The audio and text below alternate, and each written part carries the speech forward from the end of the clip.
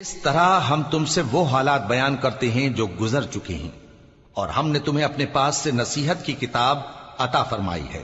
جو شخص اس سے منہ پھیرے گا وہ قیامت کے دن گناہ کا بوجھ اٹھائے گا۔ ایسے لوگ ہمیشہ اس عذاب میں مبتلا رہیں گے، اور یہ بوجھ قیامت کے روز ان کے لیے برا ہوگا، جس روز سور پھونکا جائے گا، اور ہم گناہگاروں کو یوں اکٹھا کریں گے کہ ان کی آنکھیں نیلی نیلی ہوں گی۔ تو وہ آپس میں آہستہ آہستہ کہیں گے کہ تم دنیا میں صرف 10 ہی دن رہے ہو، جو باتیں یہ کریں گے ہم خوب جانتے ہیں۔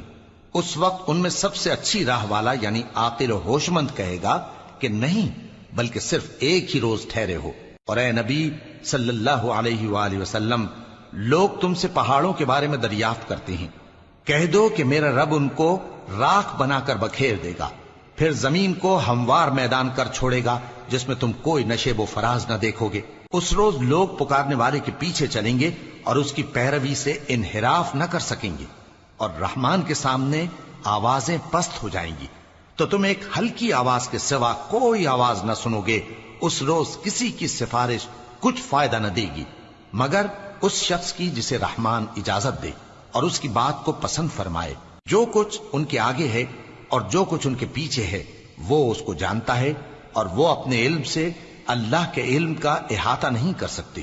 اور اس زندہ و قائم کے روبرو منہ لٹک جائیں گے، اور جس نے ظلم کا بوجھ اٹھایا وہ نامراد رہا، اور جو نیک کام کرے گا اور مومن بھی ہوگا تو اس کو نہ ظلم کا خوف ہوگا اور نہ نقصان کا۔ اور ہم نے اس کو اسی طرح کا قرآن عربی نازل کیا ہے، اور اس میں طرح طرح کے ڈراوے بیان کر دیے ہیں تاکہ لوگ پرہیزگار بنیں یا اللہ ان کے لیے نصیحت پیدا کر دے۔ تو اللہ جو سچا بادشاہ ہے، عالی قدر ہے، اور قرآن کی وحی جو تمہاری طرف بھیجی جاتی ہے اس کے پورا ہونے سے پہلے قرآن کے پڑھنے میں جلدی نہ کیا کرو، اور دعا کرو کہ میرے پروردگار مجھے اور زیادہ علم دے۔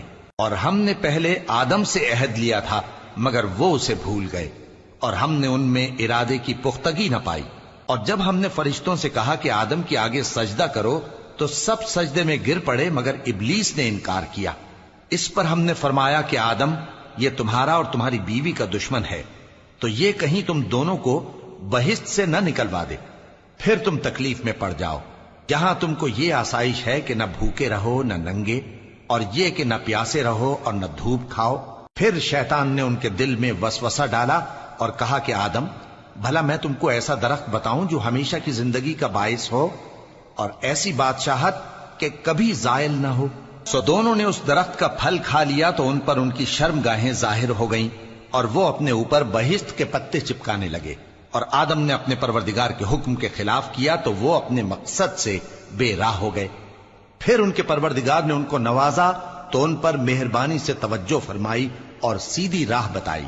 فرمایا کہ تم دونوں یہاں سے نیچے اتر جاؤ، تم میں بعض کے دشمن ہوں گے، پھر اگر میری طرف سے تمہارے پاس ہدایت آئے تو جو شخص میری ہدایت کی پیروی کرے گا وہ نہ گمراہ ہوگا اور نہ تکلیف میں پڑے گا، اور جو میری نصیحت سے منہ پھیرے گا اس کی زندگی تنگ ہو جائے گی، اور قیامت کو ہم اسے اندھا کر کے اٹھائیں گے۔ وہ کہے گا کہ میرے پروردگار، تو نے مجھے اندھا کر کے کیوں اٹھایا؟ میں تو دیکھتا بھالتا تھا۔ اللہ فرمائے گا کہ ایسا ہی چاہیے تھا، تیرے پاس ہماری آیتیں آئیں تو نے ان کو بھلا دیا، اسی طرح آج ہم تجھ کو بھلا دیں گے۔ اور جو شخص حد سے نکل جائے اور اپنے پروردگار کی آیتوں پر ایمان نہ لائے، ہم اس کو ایسا ہی بدلہ دیتے ہیں، اور آخرت کا عذاب بہت سخت اور ہمیشہ باقی رہنے والا ہے۔ تو کیا یہ بات ان لوگوں کے لیے موجب ہدایت نہ ہوئی کہ ہم ان سے پہلے بہت سے فرقوں کو ہلاک کر چکے ہیں جن کے رہنے کے مقامات میں یہ چلتے پھرتے ہیں؟ عقل والوں کے لیے اس میں بہت سی نشانیاں ہیں۔ اور اگر ایک بات تمہارے پروردگار کی طرف سے پہلے صادر اور جزائے اعمال کے لیے ایک میعاد مقرر نہ ہو چکی ہوتی تو نزول عذاب لازم ہو جاتا۔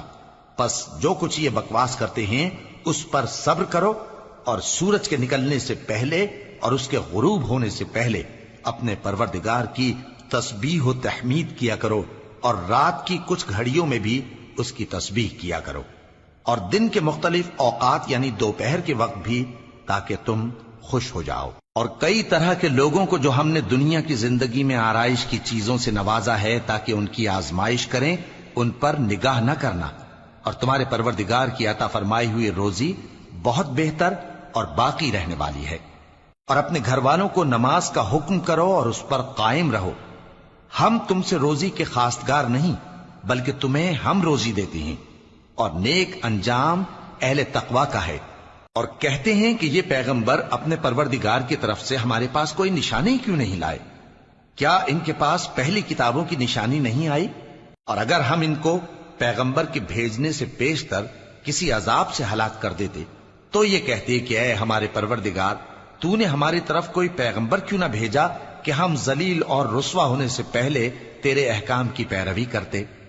کہہ دو کہ سب نتائج اعمال کے منتظر ہیں، سو تم بھی منتظر رہو، ان قریب تم کو معلوم ہو جائے گا کہ دین کے سیدھے رستے پر چلنے والے کون ہیں اور جنت کی طرف راہ پانے والے کون ہیں، ہم یا تم۔